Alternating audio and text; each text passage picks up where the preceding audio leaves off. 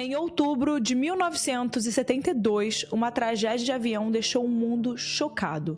Um avião da Força Aérea do Uruguai caiu na Cordilheira dos Andes enquanto ia para o Chile. E dentro desse avião tinha um time inteiro de jovens jogadores de rugby e também os seus familiares. Várias buscas foram feitas pela cordilheira com a ajuda de pelo menos 3 países, mas nada foi encontrado.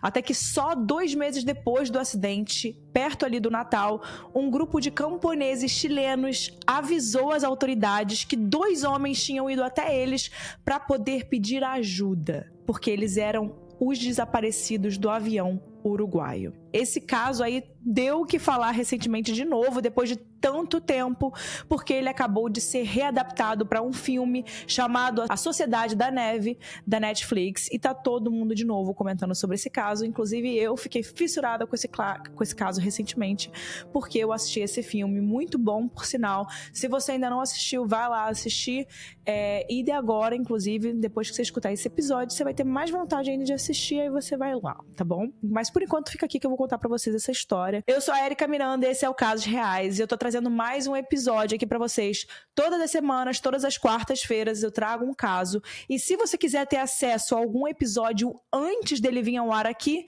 eu vou deixar o link do Apoia-se na descrição, que os episódios sempre vão ao ar antes por lá, então você consegue escutar antes. E também vou pedir para você não deixar de deixar um comentário, de se inscrever, né, seguir a gente em qualquer plataforma que você estiver escutando ou vendo a gente. É muito importante. Se você estiver no Spotify, você consegue dar uma nota, na Apple você consegue dar uma nota, no YouTube você consegue deixar um like, então isso é muito importante. E se você quiser deixar alguma sugestão, vai lá no site do Casos Reais, que também está na descrição.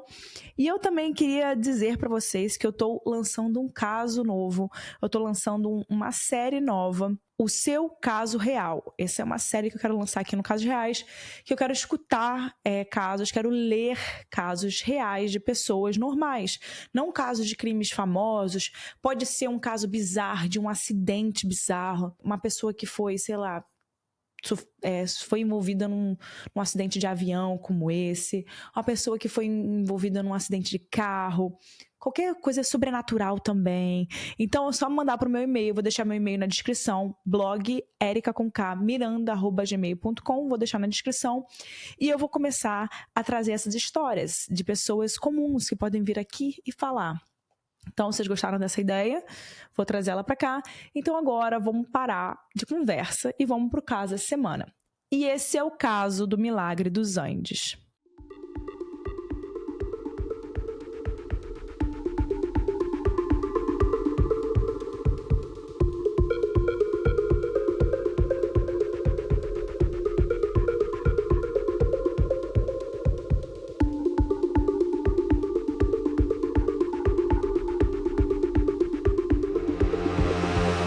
O ano era 1972 e existia um grupo uruguaio de rugby formado por adolescentes, chamado Old Christians Club. Esse grupo era formado por garotos estudantes de uma escola católica chamada Stella Maris, em Montevidéu, no Uruguai. Os meninos desse grupo começaram a jogar rugby nessa equipe assim, de uma forma bem descontraída. Mas eles acabaram, né, se revelando ali muito bons. E depois de alguns anos jogando, eles começaram a ganhar destaque e viraram jogadores profissionais. Inclusive, disputaram vários campeonatos, ganharam muitos jogos e chegaram a vencer competições nacionais, como o Campeonato Uruguaio de Rugby de 1978 e de 1970. No ano de 72, os jogadores do time tinham ali entre 19 e 24 anos. Então, eles eram muito jovens. Entre eles estavam Nando Parrado, que tinha 23 anos, o Roberto Canessa, que tinha 19, e o Antônio Vizintim, Gustavo Zerbino e outros jovens que tinham ali na mesma faixa etária. Vale dizer que, como eram vários jogadores, eu vou mostrar fotos em que todos deles estão juntos aqui no episódio. Mas hoje eu vou dar um destaque maior para a visão do Nando sobre esse caso, que escreveu o livro O Milagre dos Andes, que ele contou exatamente a sua visão sobre tudo que aconteceu e etc. E eu vou ali focar no que ele tem a dizer sobre esse caso e na história que ele contou, tá bom? O Nando era apelido de Fernando Seller Parrado Dolgay. E ele nasceu em Montevidéu em 9 de dezembro de 1949. Filho de Seller Parrado e Eugênia Dolgay, ele tinha uma irmã 2 anos mais velha, chamada Graciela, e uma irmã 3 anos mais nova, chamada Susana. Quando ele era criança, o Nando quebrou as 2 pernas quando ele caiu de uma sacada. E mesmo depois dele se recuperar, ele sempre falou que ele teve as pernas meio arqueadas e que acabava que ele não era um jogador muito ágil, então ele tinha que se dedicar muito no esporte. E ele jogava na posição de forward, no rugby, que é quem fica mais para frente, né, para poder disputar a posse da bola. Aos 23 anos, além de ser jogador do time Old Christians, ele também fazia faculdade de engenharia mecânica. Naquela época, o time estava indo muito bem. E como o rugby não era um esporte muito popular na América do Sul, eles rapidamente viraram ali um dos times mais famosos e favoritos, já que não tinha, né, muitos ali naquela época. Em outubro de 72, o Nando e os Old Christians, eles iam jogar um amistoso de rugby em Santiago, que é a capital do Chile, contra um time local chileno. E por ser ali um jogo amistoso, sem valer classificação, e como eles já estavam indo muito bem nos campeonatos, o clima para essa viagem, para ir para o Chile, era só de diversão, já que não tinha nenhuma pressão ali para eles ganharem esse jogo. Então, os 19 jogadores da equipe alugaram um avião fretado da Força Aérea do Uruguai. Esse avião chamava Fairchild FH-227D. Ele era de médio porte e comportava umas 50 pessoas. Na época, alugar esse avião da Força Aérea sairia bem mais barato do que as outras alternativas de transporte. Então, foi o que eles decidiram fazer. Mas como eles eram só 19, que era o time, e o avião tinha mais espaços livres, eles aproveitaram e chamaram familiares e amigos para irem junto com eles para essa viagem e assistirem ao jogo no Chile. O Nando, por exemplo, ele levou a sua mãe, a Eugênia, e a sua irmã mais nova, a Susana, que estava com 20 anos na época. Além delas, o Nando também foi acompanhado do seu melhor amigo de escola chamado Francisco, que eles chamavam de Panchito. E o Panchito, ele também jogava rugby e tinha ali uns 21 anos. Todo mundo estava muito animado para essa viagem, né? Você imagina, um grupo só de jovens que estava ali se divertindo, só amigos, familiares, estavam indo fazer uma viagem internacional. Vale lembrar que naquela época, gente, não era muito normal você fazer uma viagem internacional, era muito difícil. Só fazia realmente quem tinha dinheiro, quem tinha oportunidade, porque era uma coisa muito cara e muito exclusiva, ainda não era acessível como é hoje. Então, vale falar que aquele momento era um momento muito especial, sim, né? Para todo mundo, eles estavam muito animados. E quem pilotaria o avião seriam os próprios coronéis da Força Aérea, já que o avião era da Força Aérea.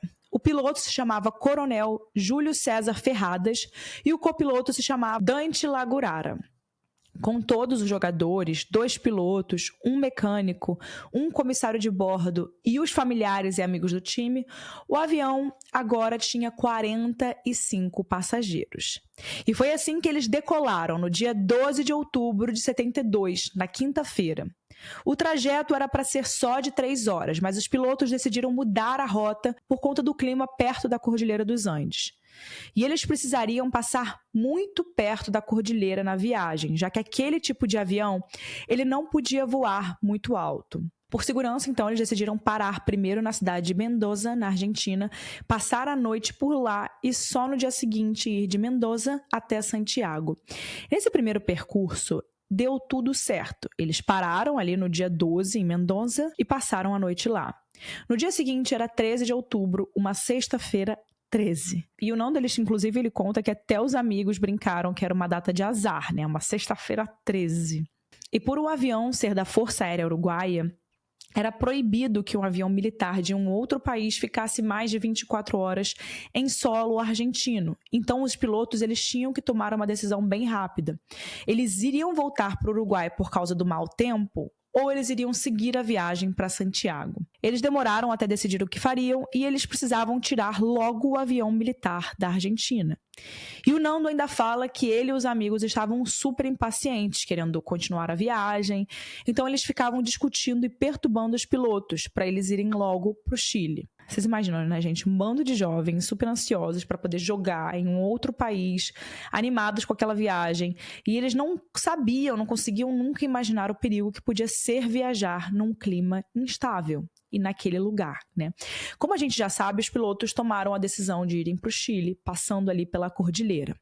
O Nando diz que não sabe o quanto a persistência dos meninos acabou contribuindo para que eles tomassem essa decisão, mas o fato é que ela foi tomada. Eles embarcaram de novo no avião e às 2h18 da tarde decolaram em direção aos Andes, indo para Santiago. E esse horário, ele piorava ainda mais a situação e era um dos motivos pelos quais os pilotos estavam muito inseguros. Aquele era um horário de muito vento na cordilheira e eles com certeza encontrariam turbulências. Mas como o piloto, o coronel Júlio César, já tinha feito esse trajeto algumas vezes, todo mundo pensou que estava tudo bem. O piloto e o copiloto eram experientes, mesmo os dois tendo menos horas de voo do que o esperado para pilotos da Força Aérea. Mas mesmo assim, aquele era um trajeto que tinha que ser feito com muito cuidado. E se vocês por acaso não sabem ou não se lembram do tamanho da Cordilheira dos Andes, ela é o maior conjunto de montanhas do mundo em extensão. É como olhar para um mar de montanhas, só que cobertas por neve. A montanha mais alta da cordilheira é o Monte Aconcagua, 6.900 metros de altitude, ou seja, as montanhas são imensas. Então, quando os meninos no avião olharam para baixo, vocês já podem imaginar que tudo que eles viam era montanha e neve. Naquela época era primavera, mas mesmo assim a região das montanhas sempre tem um clima ali bem duro, né? Bem frio. O Nando sentou ao lado do Panchito, o melhor amigo dele, e a irmã Suzy e a mãe se sentaram bem na frente. O Nando ainda tinha se sentado na poltrona da janela e ficou por um tempo admirando as montanhas. Até que o Panchito pediu para trocar de lugar com ele e ele acabou deixando, se sentando na poltrona do corredor. Eles estavam nas poltronas bem no meio do avião. Alguns minutos depois, o Panchito ainda falou para o Nando que eles pareciam estar voando bem baixo, bem perto das montanhas. E era para o voo ser curto, levar só 1h30. E o Nando fala que por mais da metade do caminho o clima estava tranquilo. Nessa hora, os pilotos chegaram a pedir para o controle aéreo a autorização para diminuir a altitude do avião. E foi a partir daí que tudo deu errado. Eles baixaram o avião até uma altura onde tinham ventos fortíssimos e começaram a descer o avião muito cedo, o que não era o ideal. E isso fez o avião ficar bem difícil de controlar. Em um momento, o comissário de bordo pediu para todo mundo apertar os cintos porque teria uma turbulência. O Nando falou que a mãe dele e a Suzy estavam muito assustadas, mas que os meninos do time estavam zoando com aquela situação e que alguns ali fingiam que estavam em uma montanha russa, de tanto que o avião balançava, gente. Até porque, óbvio, eles jamais imaginariam o que estava para acontecer.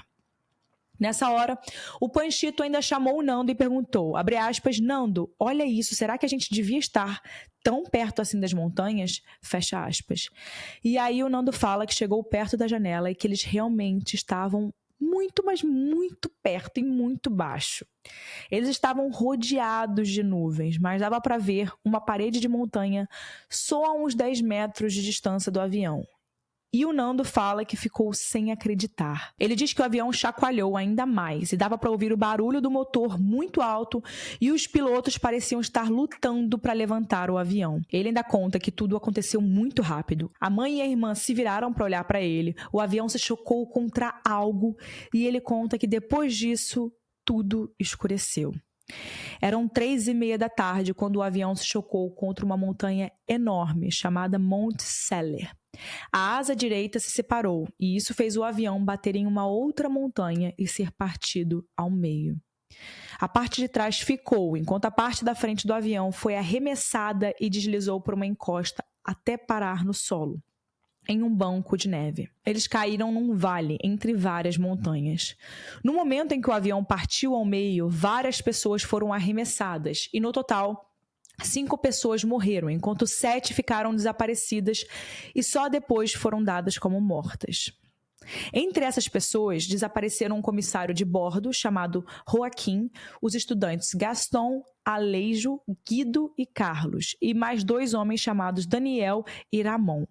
Os que morreram na hora foram um piloto, Julio, o médico do time de rugby, o Dr. Francisco, a esposa desse médico chamado Esther, um homem chamado Fernando Vasquez e a Eugênia, que era a mãe do Nando, que escreveu o livro sobre esse caso que a gente está falando aqui.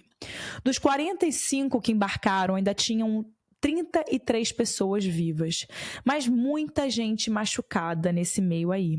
Teve, inclusive, gente que não desmaiou na hora em que o avião caiu e viu tudo acontecendo. Gente, imagina como isso não deve ser traumatizante, como isso não deve traumatizar, né? Também tiveram os 9 passageiros que não sofreram nem um arranhão. O Nando, alguns dos seus amigos e a irmã dele sobreviveram à queda. Mas o Nando apagou e ficou 3 dias em coma, porque ele tinha um machucado bem sério na cabeça. Já a irmã dele, a Susana, também estava muito ferida e, inclusive, ela tinha fraturas expostas. Porque naquele momento, gente, quando o avião caiu, ele fez um choque muito forte, que acabou que tinham várias ferragens, as pessoas, os bancos foram todos para frente, acabou que tudo foi para frente.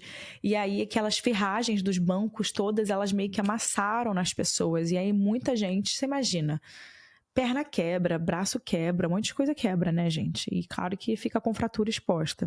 Enfim, logo depois da queda, os sobreviventes que estavam bem ajudaram a organizar dentro do avião quem tinha ferimento e eles precisavam se proteger porque ali estava muito frio.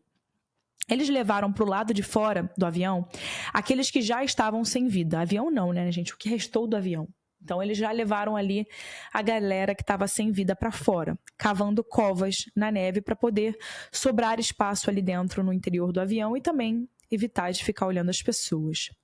Eles ainda fizeram uma barricada na parte aberta da fuselagem, a carcaça do avião, onde ele tinha partido ao meio para poder tentar aquecer o interior.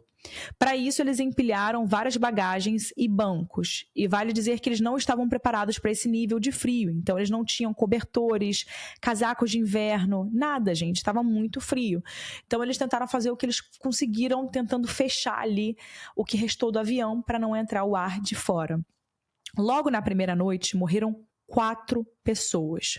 O copiloto Dante, 2 homens chamados Felipe e Júlio e o Panchito, o melhor amigo do Nando.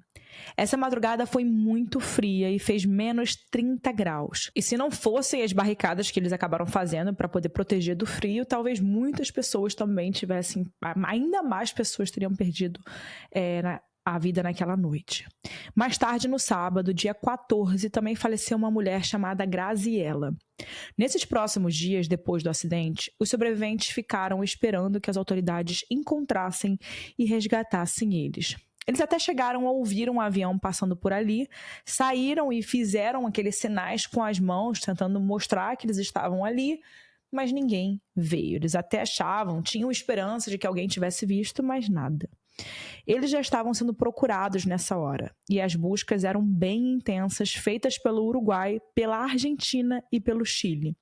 Mais de 60 helicópteros e aviões estavam sendo usados para essas buscas. Tinha muita gente procurando o avião caído ali nos Andes. O problema é que o Fairchild, esse avião, era um avião branco e ele se misturava muito fácil na neve. Do alto era muito difícil de ver ele ali embaixo. Então acabava que você passava e você não conseguia ver nada, não dava para ver nada. O Nando, ele só acordou 3 dias depois. Os amigos dele, Gustavo Zerbino e Roberto Canessa, que era estudante de medicina, foram ver se ele estava bem e contar para ele o que tinha acontecido. O Nando, ele logo perguntou da mãe e da irmã e ele ficou muito triste quando falaram que a mãe e o melhor amigo dele tinham falecido. O Nando fala que evitava chorar porque o instinto de sobrevivência dele dizia que isso ia fazer ele perder sal e água do corpo. E ele sabia que ia precisar dessas coisas e estava certo, né? Ele passou o próximo dia junto com a irmã, protegendo ela do frio, já que era o que tinha sobrado. O Roberto e os outros sobreviventes que estavam cuidando dos feridos improvisaram talas e outras formas de ajudar as pessoas com peças soltas do avião. Além disso, aqueles que estavam bem se dividiram em equipes. Alguns eram da equipe médica, outros buscavam suprimentos nas malas que estavam ali abandonadas, caídas, e alguns outros ficaram na organização do espaço, retirando bancos ou tentando aquecer o avião. Com essa força-tarefa, eles foram se organizando para sobreviver no meio dos Andes. Antes do copiloto morrer, ele tinha falado algumas coisas ali meio sem nexo, porque eles estavam tentando falar com ele para poder ver o que eles faziam agora, né, que eles caíram, né? Mas ele ficava dizendo o tempo todo que eles tinham passado pela cidade chilena Curicó. Mas nem no Chile eles estavam ainda, eles ainda estavam na Argentina. E essa cidade fica bem mais a oeste. Mesmo assim, por conta dessa fala do copiloto, eles achavam que estavam perto da civilização. Lá no avião, eles também tinham algumas poucas comidas. Uns petiscos, tipo amendoins, bolachas, chocolates e também algumas garrafas de vinho. Eles dividiram tudo entre eles, mas lá para o 5º dia do acidente a coisa começou a ficar bem complicada, porque eles perceberam que a comida não ia durar muito. A preocupação deles crescia cada vez mais, porque àquela altura eles tinham certeza que as buscas estavam sendo feitas. Mas aí onde estava a ajuda então? Pensando nisso, eles decidiram subir a montanha e ver o que tinha do outro lado. O Roberto e mais 2 sobreviventes, chamados Numa e Carlitos, escalaram a montanha mais próxima. Ela era alta e era uma escalada bem difícil. Imagina, sem nada, sem nenhum equipamento. Eles não tinham nada para escalada, gente, para o frio. Eles não tinham nem roupa para frio. Imagina para fazer uma escalada no frio. Enfim, eles saíram pela manhã e voltaram da escalada só no dia seguinte. E quando eles voltaram, todo mundo fez muitas perguntas do que eles tinham visto, o que eles conseguiam falar, o que tinha lá, enfim. Mas a resposta era desanimadora. Eles mal chegaram à metade da montanha, de tão difícil que era escalar com o frio e a falta de oxigênio naquela altitude. E eles não conseguiram ver nada. E eles também quase congelaram de frio. Pro Nando, as coisas ficaram ainda mais tristes quando no dia 21 de outubro, 8 dias depois do acidente, a Suzana, sua irmã, começou a piorar ainda mais e ela infelizmente faleceu nos braços do irmão, que ficou com ela até o último momento. Agora, nesse momento, depois de todas as mortes de alguns feridos, restavam 27 sobreviventes. Uma das sobreviventes era Liliana, que era a única mulher viva agora e que queria muito voltar para casa para os seus filhos. Ela era esposa de um outro sobrevivente vivo chamado Javier. O Nando disse que ela virou tipo uma mãezona para eles, sempre se preocupando com eles, né, se ela podia ajudar em alguma coisa, se eles estavam com frio, enfim, do jeito que eles conseguiam, né, se importar ali numa situação daquela, porque, enfim, não dá para se ajudar muito. E não dava para eles terem fogueira, não dava para eles terem nada para aquecer, gente, de tão frio que era lá em cima, não dava nem para eles tentarem por causa do frio. Para beber água, por exemplo, eles faziam uma bolinha de neve com as mãos, esperavam aquela neve derreter, botavam uma garrafa ali para a garrafa ficar embaixo, faziam os suportes para aquela neve ficar dentro de alguma coisa e não cair para fora, e aí a água derretia com o sol e caía nessa garrafinha. Enfim, era o jeito que eles conseguiam usar ali aquela água para beber. O Nando, ele conta que os dias depois da morte da Suzy foram muito difíceis para ele, mas que ele se mantinha forte porque ele queria voltar vivo para ver o seu pai. Ele diz que as coisas foram ficando mais complicadas quando lá para o 10º dia, eles já não tinham mais nenhuma comida. Eles até revistaram todas as bagagens de novo, mas não tinha mais nada. E olha que eles realmente estavam evitando comer o que eles tinham. Eles tinham muitas poucas coisas, tipo pequenos enlatados assim que alguém botou na mala. E aí eles dividiam aqueles pequenos enlatados, tipo azeitoninhas, uma azeitona para cada um. Mas naquele momento já não tinha mais nada. E foi aí que ele e o colega Carlitos começaram a conversar sobre comida e sugeriram, abre aspas, e se a gente usasse a carne dos corpos que já estão sem vida? Fecha aspas. No começo essa ideia parecia absurda, mas logo eles foram começando a entender que era a única maneira de sobreviverem mais dias naquela situação até serem encontrados. E isso se eles fossem encontrados. Eles comentaram essa ideia com mais alguns amigos, como o Gustavo, o Zerbino e o Roberto, e eles admitiram que também já tinham pensado nisso. Então, depois de eles conversarem com o resto dos sobreviventes, eles decidiram que iam se alimentar da carne dos que faleceram, já congelados com a neve. E foi o que eles começaram a fazer. O Nando conta no seu livro que foi muito difícil, mas que a vontade de sobreviver era maior. Os amigos que ficaram responsáveis por cortar as carnes sempre faziam isso afastado dos outros e nunca diziam de quem era a carne que eles estavam comendo, para que eles não, né, piorassem ali ainda a situação e para não associarem as duas coisas. Porque um problema é quando aquela carne, inclusive eu vi o Carlitos falando disso, e ele fala que o problema é quando você associa aquela carne com um rosto. Quando aquela carne não tem um rosto, você vai mais fácil, sabe? Eles sempre pensavam que os amigos falecidos estavam ajudando eles a sobreviver e não que eles tinham morrido em vão. Enfim, inclusive tem alguns momentos ali que eles pegam a carne e botam um pouco de gelo em cima para poder descer mais fácil, para não ir aquela carne crua ali. Apesar disso, nem todo mundo topou essa ideia. E a Liliana, por exemplo, se recusou e ficou sem comer nada. O Nando fala que não gosta quando alguém comenta que foi um ato de canibalismo, porque eles fizeram aquilo como último recurso. E que não matava a fome, só os mantinha vivos. No 11º dia do acidente, dia 24 de outubro, um dos sobreviventes e jogadores de rugby chamado Roy conseguiu sintonizar um radinho que eles acharam na cabine do avião. E foi assim que eles descobriram uma coisa terrível. A notícia do rádio dizia que as buscas atrás deles tinham sido encerradas por um tempo, principalmente pelo clima dos Andes. Os sobreviventes, vocês imaginam, gente, ficaram revoltados, muito ali perderam as esperanças e a partir daí eles sabiam que eles precisavam sair de lá por conta própria, porque ninguém mais estava à procura deles. Eles formaram grupos de expedições e começaram a se dividir para explorar os arredores de onde o avião tinha caído. E aí o Nando ele tomou a decisão de formar um grupo para escalar a montanha mais uma vez. Mas o Roberto ele só insistiu para que eles esperassem o clima melhorar. E nessas expedições eles encontraram algumas malas, alguns itens que voaram do avião durante a queda e também encontraram alguns amigos desaparecidos caídos na neve, e todos sem vida. Esses eram aqueles que morreram ainda durante a queda do avião. Os sobreviventes também passaram a colecionar alguns itens dos que faleceram para poder entregar aos familiares quando eles fossem resgatados. Depois de tantos desafios, eles ainda enfrentaram mais um. Era a noite do dia 29 de outubro, quando uma avalanche caiu montanha abaixo, bem em cima do avião. Eles estavam todos ali se preparando para dormir, um do lado do outro dentro do avião, quando eles ouviram um estrondo e a fuselagem do avião foi soterrada. Eles ficaram todos soterrados. O Nando estava dormindo e foi acordado com uma pressão terrível em cima dele. É como se eles fossem enterrados vivos, né? Todo desorientado, ele foi percebendo que caía cada vez mais neve, até cobrir todo o seu corpo e o seu rosto. Ele diz que nessa hora tinha certeza que ia morrer, porque ele não conseguia se mexer nem respirar.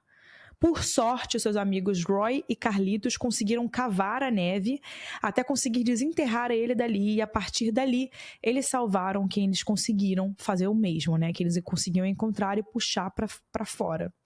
Ele diz que o avião virou um caos nessa hora e que ele ouvia choro e gritos para todo lado. 8 pessoas morreram atingidas pela avalanche. 4 amigos deles, chamados Daniel, Nicolic, Henrique e o capitão do time Marcelo. O sargento, que era mecânico de aviões, mais 2 homens chamados Juan e Diego, e a Liliana. O esposo da Liliana, Javier, ficou, vocês imaginam, né, muito abalado. Já tinham algumas pessoas feridas, uns 2 ou 3 de repouso, com ferimentos graves, e quando a neve caiu em cima de alguns, foi fatal. Ainda teve mais uma avalanche naquela noite, mas pelo menos essa não pegou no avião. Eles fizeram alguns buracos na carcaça do avião para poder tirar um pouco da neve de lá, de dentro, mas o avião ficou realmente soterrado. Agora soterrados na neve e presos com uma tempestade de neve do lado de fora, eles não conseguiam sair para buscar carne dos corpos congelados. Como alternativa, um dos sobreviventes ali dentro do avião começou a cortar um dos corpos de um amigo deles, que tinha morrido com a avalanche. Agora restavam apenas 19 sobreviventes. A tempestade só passou no dia 1º de novembro, 19 dias depois da queda do avião. Para as famílias e para as autoridades, todos já tinham sido declarados mortos naquele momento. Depois de 3 dias soterrados com aquela tempestade, eles passaram as próximas semanas retirando a neve do interior do avião, até que no dia 17 de novembro, mais de um mês desde o acidente, eles retomaram as expedições e acharam, não tão longe dali, a parte de trás do avião que tinha se soltado. Lá perto eles acharam um pouco de comida, refrigerantes, roupas e até uma câmera que foi usada para tirar várias fotos deles depois, que eu vou botar aqui as fotos. Eles também acharam algumas baterias, tentaram ligar o rádio de comunicação do avião, mas eles acabaram não conseguindo. Já no radinho do Fairchild, eles descobriram que o Uruguai tinha mandado mais aviões em busca deles, e eles ficaram bem mais esperançosos com essa notícia, vocês imaginam, né? Então, nos dias 15 e 18 de novembro, mais 2 jovens faleceram, um garoto chamado Arturo e o outro chamado Rafael. As semanas restantes de novembro passaram, o resgate não veio e eles seguiram comendo a carne dos corpos dos amigos e explorando as montanhas. A mãe e a irmã do Nando eram praticamente os únicos corpos que eles não tinham usado para tirar um pedaço de carne ainda. Eles sempre tentavam animar um ao outro, às vezes tentavam descontrair o clima e até brincavam com a câmera. Mesmo que eles não soubessem se alguém um dia conseguiria ver aquelas fotos. Até que no dia 12 de dezembro, quase 2 meses depois da queda do avião, o Nando, o Roberto e o Antônio Vicentim partiram em uma expedição longa. Um dia antes, o Numa, que era um dos amigos mais próximos deles, tinha falecido depois de cortar a perna depois da avalanche. Era para ser só um pequeno ferimento, mas ele estava tão fraco que o machucado infeccionou e ele entrou em um coma e acabou morrendo. O Numa ele tinha ficado só pele e osso, principalmente porque ele evitava comer carne humana na maior parte do tempo. Nando e os outros 2 amigos, então, resolveram que era hora de avançar na expedição, custe o que custasse. Eles planejavam ir para o oeste e chegar no Chile, caminhando até encontrarem alguma ajuda. E, gente, eles simplesmente foram na direção de uma montanha de mais de 4.000 metros de altura. Eles levaram 3 dias para subir a montanha e passavam as noites dormindo grudado, os 3, gente, num frio absurdo, fazendo abrigos com a neve e se enrolando em um cobertor térmico que foi feito a partir de tecido que eles acharam do avião. Inclusive o Carlitos, que é um dos sobreviventes, ele fala muito que foi ele quem fez esse cobertor e ele fala que foi uma das melhores coisas que ele fez na vida dele até hoje, né? Foi ter criado esse cobertor, que ele achou uma invenção incrível, que realmente foi o que ajudou os meninos a conseguirem passar por essa expedição. Quando eles finalmente chegaram no topo da montanha, torcendo para que do outro lado tivesse alguma coisa, algum vestígio de uma pessoa, de montanha sem ter neve, de civilização, eles se decepcionaram. Eles só viram mais montanhas, um mar de montanha dos Andes, e se olharam tendo certeza de que ali era o fim. Mesmo desanimados, o Nando insistiu e eles não desistiram, ainda que eles estivessem exaustos e morrendo de frio. A partir dali, o Antônio decidiu que ele ficaria para trás. Ele já estava passando mal, com várias dores de barriga, e a viagem ia ser muito mais longa do que eles pensavam, sem comida suficiente para 3 pessoas. Então ele acabou decidindo voltar para o avião, até para poder usar aquela comida que eles estavam levando para 3, só para 2, e eles continuarem, já que a viagem ia ser bem maior. Enquanto o Roberto e o Nando seguiram sozinhos. Em um momento da caminhada, quando eles avançaram até a outra montanha, eles viram um rio e uns animais, e isso acendeu a esperança neles. Eles tinham andado mais de 65 quilômetros. Gente, é muita coisa. E tudo na neve, sem nenhum equipamento de escalada, de segurança, de frio, nada. Eles, no máximo, fizeram um apoio para poder fincar na neve e eles não caírem nas subidas. Quando eles se aproximaram desse rio, o Roberto ainda gritou pro Nando que ele viu um homem e um cavalo.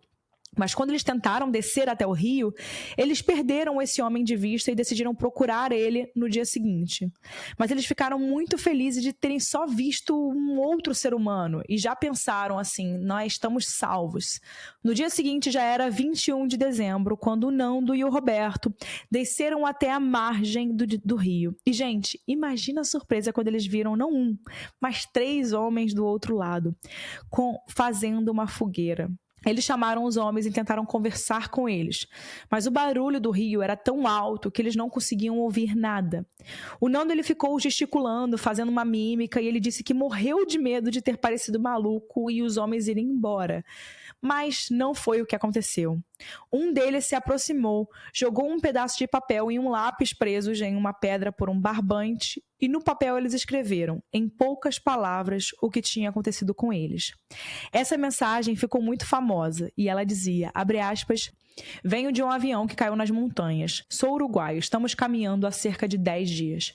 14 outras pessoas permanecem no avião. Eles também estão feridos, eles não têm nada para comer e não podem sair.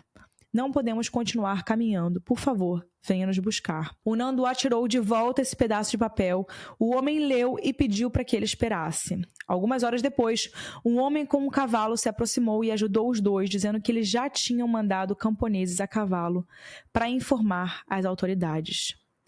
Eles ainda esperaram na casinha que esses camponeses ficavam, comeram muita comida e quando policiais chegaram, eles contaram aonde estava o avião, o Fairchild. No dia 22 de dezembro, bem perto do Natal, equipes de resgate foram mandadas. Os sobreviventes que estavam lá no avião até ouviram os nomes do Nando e do Roberto no rádio e comemoraram muito, ficaram muito felizes que agora, finalmente, o resgate estava a caminho. Exatamente depois de 72 dias, os sobreviventes foram resgatados depois de muita dor, sofrimento, precisarem fazer o impossível para sobreviver e até comerem carne humana. Do helicóptero de resgate, o Nando ele entendeu a dificuldade que era para poderem chegar o Fairchild, o avião deles lá de cima, porque o avião se camuflava com a neve. Só quando eles desceram muito, bastante, ficaram a uma distância de 400 metros do avião, dos destroços do avião deles, é que eles conseguiam enxergar os sobreviventes. A história de sobrevivência extrema, marcada por muita tristeza e muita coragem, marcou essa data e virou notícia internacional. Esse caso ele ficou conhecido como Milagre dos Andes ou até como Milagre do Natal. Também virou uma história sobre amizade, luta e amor, já que eles tinham um carinho muito grande um pelos outros e também de time, de união. Tiveram 16 sobreviventes no total e um memorial com uma cruz bem grande foi criado perto de onde o acidente aconteceu. Os restos do avião foram destruídos para poderem não virar ali um lugar onde as pessoas acabam indo para poder ver o resto, mas existiu um funeral enorme ali para todos que morreram. Os corpos ainda foram movidos e enterrados ali numa região onde não teriam avalanches e também em uma região onde a neve, quando a neve derretesse, você não conseguisse ver ali os ossos, etc. Essa região, curiosamente, se chamava Vale das Lágrimas e ganhou um novo significado depois da tragédia. Existe uma excursão anual, inclusive, que leva visitantes até esse memorial para poder relembrarem os que se foram. Vários dos jogadores de rugby seguiram alguma carreira esportiva ou empresária. O Nando ele virou produtor de televisão e escritor, escrevendo o livro Milagre dos Andes, que foi usado para a gente criar esse roteiro. O caso recentemente virou um filme, como eu falei para vocês, chamado A Sociedade da Neve, que está sendo indicado para várias premiações, como o Globo de Ouro e o BAFTA, e já está no Netflix para qualquer um assistir. Além desse, existem mais filmes e livros inspirados no caso, como o filme Vivos, de 1993, com o ator Ethan Hawke, e A Sociedade da Neve também é o título de um livro do caso, escrito por Pablo Vierci, um amigo de infância dos sobreviventes. Então agora chegamos no final do episódio e cada episódio eu trago a minha opinião. Não seria diferente com esse episódio que na verdade é um acidente, mas que é um caso muito real, Então, o que eu acho desse caso, eu queria trazer uma curiosidade para vocês. Quando a gente estava aqui produzindo o roteiro, eu encontrei uma história paralela muito interessante, que é a do Guillermo Régoles, que é uma das pessoas que era parte desse time e que ia subir nesse avião e ele acabou não embarcando no avião, gente. Vocês acreditam nisso? Ele foi um dos sobreviventes, mas que não passou pela tragédia porque ele simplesmente não embarcou. E no dia as pessoas tentavam ligar para ele, tentavam entrar em contato com ele, não conseguiam e acabaram embarcando no avião sem o Gilberto Régoles. E acabou que o Gilberto, ele ainda foi um dos primeiros ali a perceberem que algo tinha acontecido com o avião, porque ele, de certa forma, ele acabou entrando num outro voo Ibéria para poder conseguir chegar lá no jogo. Então ele chegou na cidade que eles precisavam ir pro jogo. Ele acabou chegando, só que ele chegou lá e ele percebeu que o avião dos meninos não tinha chego. Então ele foi ver o que tinha acontecido. E aí ele descobriu que o avião tinha parado na Argentina e que ia seguir no dia seguinte. Então, no dia seguinte, ele esperou que os meninos aparecessem e nunca mais os meninos apareceram, né? Ficou aquele tempo todo e etc. E ele foi uma das pessoas que não embarcou nesse voo. Bizarro, né? Era literalmente um assento vazio que era dele. Porém, em 1991, esse mesmo que não embarcou, ele acabou sofrendo um acidente de carro e faleceu. Então, acabou que ele não fugiu aí da morte, né? Nesse caso. Enfim, essa era a curiosidade que eu tinha para trazer aqui hoje. Sobre a minha opinião sobre esse caso, não tem muito o que dar opinião, né? Eu só fiquei muito pensativa sobre esse caso, que é muito interessante a gente pensar num caso desse hoje em dia. Eu acho que hoje a gente jamais teria um caso desse. Porque, primeiro, todo mundo tem um celular, então a gente consegue encontrar as pessoas, a gente consegue rastrear as pessoas de uma forma muito mais fácil. É saber a exatidão do lugar. Todo mundo tem AirTag nas malas, todo mundo tem até o GPS dos aviões, né? Isso influencia muito. Naquela época era muito diferente. Eles estavam ali se guiando somente pelo que eles viam, sem controle. O avião também era um avião muito simples, muito sem tecnologia. Então acaba que muitas coisas ali, eu acho que a gente nunca mais teria um acidente desse nível, com tantos dias assim. E uma coisa interessante também que eu vi é que eu acho que foi não foi o Nando ou se foi acho que foi o Carlito que falou que hoje em dia ele jamais embarcaria nesse avião se ele com a cabeça que ele tem hoje. Claro, ele passou por um acidente, mas o tamanho do avião, a altitude, a tecnologia que o avião tinha, a quantidade de pessoas que aquele avião estava carregando e a quantidade máxima de peso que aquele avião podia carregar. Também a questão do avião voar baixo, porque eles não podiam voar muito alto com aquele modelo de avião. E eles tinham que passar a Cordilheira dos Andes com aquele avião que não voava muito alto. Então ele fala que, realmente era tudo para dar errado. E que hoje em dia ele até pensa como os pilotos realmente aceitaram fazer isso, sabendo desses riscos. Enfim, essa é a minha opinião. Eu acho muito interessante a gente pensar num acidente assim hoje em dia. Será que ele aconteceria, né? É muito doido pensar nisso. Eu fiquei muito curiosa de ir lá ver esse memorial para as vítimas. Fiquei muito curiosa mesmo. Porém, eu acho que agora vai lotar bastante, porque todo mundo vai querer ir lá para assistir, né? Então agora, não tem muito mais o que dizer. Quero que vocês comentem o que vocês acharam. Deixa aqui embaixo. E vamos para os comentários da Mari. Mari, o que você tem para dizer pra gente sobre esse caso? Oi, gente, eu sou a Mari e eu vim dar a minha opinião e trazer algumas curiosidades sobre o caso do Milagre dos Andes. Esse é um caso muito sensível e eu acho que é uma história muito bonita de amizade e de sobrevivência. No livro do Nando, que também se chama O Milagre dos Andes, ele fala muito sobre ter virado uma chavinha na cabeça e que o tempo todo ele ficava lembrando de coisas assim importantes para a sobrevivência. Então, você não pode chorar, porque se você chorar, você vai ficar sem água e sem sal, e seu corpo precisa disso. E ele fala que ele também sempre pensava no pai, que o pai tinha se despedido dele, da mãe e da irmã no aeroporto. E ele não podia ir com eles na viagem pro Chile, então ele só desejou uma boa viagem e falou: a gente se vê daqui a uns dias. E ele fala que depois de tudo que aconteceu, o que dava forças pra ele continuar era o pai dele, porque ele queria voltar e falar: pai, eu tô vivo. Ele também fala que ele e os amigos conseguiram encontrar uma certa paz depois do que aconteceu. E muita gente questionava isso, falando: como pode, você tá bem, você tá em paz, você não precisa aqui de uma terapia, de um tratamento. E o Nando respondeu que ele não tá em paz apesar do que ele sofreu, mas por conta do que ele sofreu. Ele diz assim: os Andes me roubaram muitas coisas, mas também me trouxeram uma compreensão que me libertou e iluminou a minha vida, que é: a morte é real e ela tá muito próxima de nós. Os meninos vieram de uma escola católica, então todos eles tinham uma base católica. E eles passaram por uma provação de fé muito grande. Isso o Nando também comenta no livro. Eles ficavam sempre se questionando por que a gente sobreviveu e as outras pessoas não. E eles acabaram questionando muito essa fé deles por conta do acidente, né? Uma tragédia, você passa por uma provação muito grande e ali eles perceberam que eles tinham que fazer aquilo sozinhos. Não tinha alguém para guiar eles ali. Mas o Nando fala uma coisa muito interessante, que ele entendeu essa questão da fé quando ele percebeu que o que salvou ele na montanha não foi inteligência, não foi coragem, e sim o amor que ele sentia por aquelas pessoas e o amor que ele sentia também pelo pai dele. E foram essas coisas que levaram ele para casa, e por conta do amor ele não perdeu essa fé. O Roberto Canessa, que foi quem encontrou junto com o Nando os camponeses, ele fala também em uma entrevista pro National Geographic que ele quase desistiu quando a avalanche atingiu eles ali. Ele só não desistiu porque os meninos acreditavam muito nele e um deles falou assim, Roberto, que sorte a sua poder caminhar por todos nós. E aí ele se sentiu, assim, um representante, um herói deles, porque muita gente ali não tava conseguindo nem andar por conta dos ferimentos, e ele tava.